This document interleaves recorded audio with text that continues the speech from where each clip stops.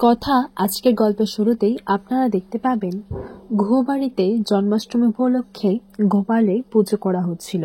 আর এদিকে পুজো শুরু হয়ে যায় আর কর্তা দাদু বলে যে আচ্ছা পাচক কোথায়, আজকের দিনটাও ও এখানে নেই।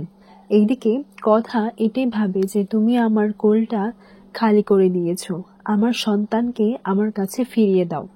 অন্যদিকে দেখা যায় পুলিশ স্টেশনে প্রত্যয় সেই ডাক্তারকে জেরা করছে, বলে যে আমি 5 গুনবো, যদি 5 গোনার মধ্যে আপনি না বলেন তাহলে কিন্তু খুব খারাপ হয়ে যাবে। এরপর প্রত্যয় 5 পর্যন্ত কাউন্ট করে, তখন এরই মধ্যে বলে দেয় যে আমি বলছি সত্যিটা। ডাক্তার জানান যে এই সমস্ত কিছু করতে আমাকে চিত্রা গুহ বলেছেন। এরপর প্রত্যয় ওনার ছবিটা দেখান, বলে যে চিত্রা গুহ ইনি কি সেই? তখন ডাক্তার জানান হ্যাঁ, আসলে ইনি আমাকে টাকা দিয়েছিলেন, আর যখন আমাকে হসপিটাল থেকে চার্জ করছিল তখনও উনি আমাকে ফোন করে জানিয়েছেন যেন সত্যিটা কাউকে না জানাই। আসলে উনি আমাকে ভয় দেখাচ্ছিলেন, আর উনি যেমনটা বলেছেন আমি ঠিক তেমনটাই করে দিয়েছি। বলেছিলেন যেন কথাগুলি গুহর বাচ্চা যেন কারোর সামনে না আসে, বাচ্চাটা যেন মৃত ঘোষণা করে দিই।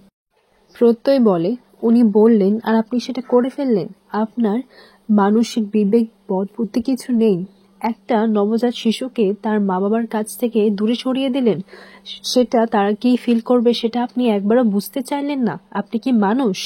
প্রত্যয় ভীষণ রেগে যায়। এরপর বলে যে এনাকে এখান থেকে শিগগিরই নিয়ে যান। তারপর এইদিকে প্রত্যয় এটাই ভাবে যে তোমাকে তো আর বাঁচানো যাবে না মেজো মিমিয়া। অগ্নি তার বন্ধুর কথা মতো সেই জায়গায় পৌঁছে যায়। এরপর অগ্নির সামনে সেই বাচ্চাটাকে নিয়ে আসা হয়। অগ্নি বাচ্চাটিকে কোলে নিয়ে বলে যে কে বলেছে তোমার কেউ নেই? আজ থেকে আমি হচ্ছি তোমার বাবা, আর তুমিই আমাদের কিটো। এরপর অগ্নি সেই বাচ্চাটাকে কোলে নিয়ে অনেকটা ভাবুক হয়ে ওঠে। তারপর বলে যে তোমার মা তোমার জন্য অপেক্ষা করছে। এদিকে কথাও মা ডাক শুনতে পায়, আর এই মা ডাক শুনে কথা ছোটে খুঁজতে লাগে যে আমার সন্তান তো এখানেই রয়েছে, কোথায় আমার সন্তান? এরই মধ্যে অগ্নিও চলে আসে, আর অগ্নির সাথে এই বাচ্চাটিকে কোলে দেখে বলে যে পাচক মশাই। তখন এভি এসে বলে কথা এই নে, এই হচ্ছে আমাদের কিডো।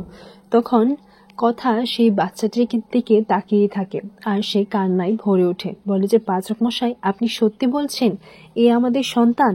এরপর সবাইকে বলে হ্যাঁ আমি সত্যি বলছি, আর এটাই হচ্ছে আমাদের কিডো। তখন কথা তাকে কোলে নিয়ে ভীষণ খুশি হয় আর সবাইকে বলে যে এই দেখো, সবাইকে দেখাচ্ছিল কথা আর এভির সন্তানকে, আর গোপালকে বলে যে আমি তোমার কাছে প্রার্থনা করেছিলাম, তুমি আমার সন্তানকে ফিরিয়ে দিয়েছো। এরপর এইদিকে এভিও অনেকটা ইমোশনাল হয়ে যায়, কারণ এর আগে কথাকে কখনো মিথ্যে কথা বলেনি, কিন্তু কথাকে সুস্থ করতে তো এটা করতেই হতো। ছোটকা রাক্কি বলে তুই চিন্তা করিস না। ছোটকা বলে অন্তর্যামী তো জানি তুই কোন আর কিভাবে এই কথাটা বলতে বাধ্য হয়েছিস।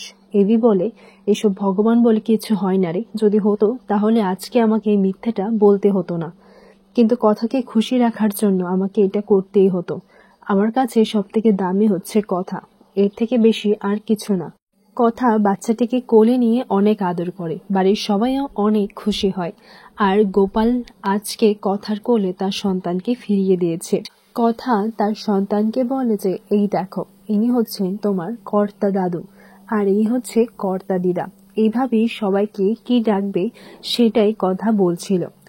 আর তখনই ঠিক পুলিশরাও চলে আসে, আর পুলিশকে দেখে কর্তা দাদু বলে ওমা, আজকে পুজোর দিনে এই সুখের দিনে পুলিশরা গুহবাড়িতে কি করছে? কিন্তু চিত্রা তো জেনে যায়, কারণ চিত্রা ভয় পাচ্ছিল। আর চিত্রা কথার সন্তানকে দেখে এটাও বলে যে এই তো কথার সন্তান নয়, তাহলে আমি তো কিছুই বুঝতে পারছি না। কিন্তু চিত্রা বলে ডাক্তার আবার সব সত্যিটা বলে ফেললো না তো? আমার যে ভয়টা হচ্ছিল সেটাই হলো। এরপর পুলিশকে দেখে চিত্রা আরো ভয় পেয়ে যায়। তখন পুলিশকে যখন জিজ্ঞাসা করা হয় যে আপনারা এখানে কেন এসেছেন, তখন বাচ্চা চুরি করে তাকে অন্য জায়গায় দিয়ে আসার অপরাধে আপনাকে অ্যারেস্ট করা হচ্ছে চিত্রা গুহ।